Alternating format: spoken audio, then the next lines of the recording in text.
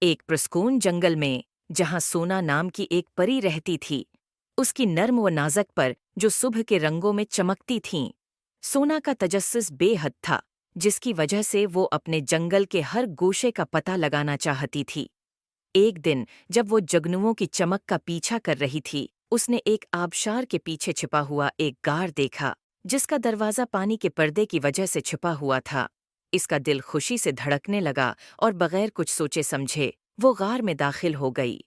غار کی دیواریں چمکدار کرسٹلز سے بھری ہوئی تھیں، جو روشنی کی کرنوں کو منعکس کر رہی تھیں۔ سونا ایک چمکتے ہوئے کرسٹل سے دوسرے تک اڑتی رہی اور آگے بڑھ گئی، یہاں تک کہ وہ ایک بڑی غار میں پہنچ گئی، جہاں بہت سے قیمتی پتھر اور سونا تھا۔ غار کے درمیان میں ایک بڑا کرسٹل تھا، جو اس نے پہلے کبھی نہیں دیکھا تھا۔ یہ ایک گرم، سنہری روشنی بکھیر رہا تھا اور سونا کو اس کی طرف کھینچنے کا احساس ہوا۔ جب وہ قریب پہنچی، اس کی تجسس مزید بڑھی اور اس نے کرسٹل کو چھوا تاکہ اسے قریب سے دیکھ سکے۔ اچانک زمین کانپنے لگی اور پتھر گرنے لگے۔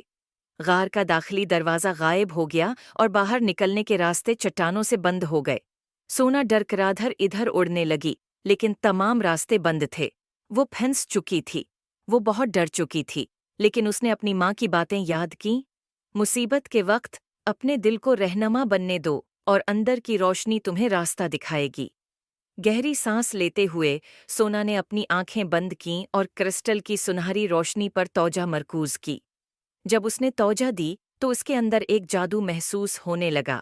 کرسٹل کی روشنی زیادہ تیز ہو گئی اور ایک چڑیا باہر آئی جو سونا کو باہر کا راستہ دکھانے لگی۔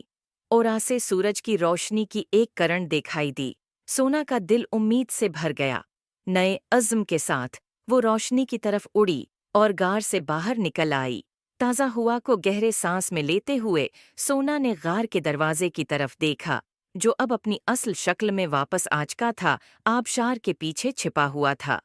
اس نے محسوس کیا کہ وہ کرسٹل اس کے ہاتھ میں ہے۔ سونا نے آسمان کی طرف اڑان بھری۔ وہ بہت خوش تھی۔ امید ہے آپ کو سٹوری پسند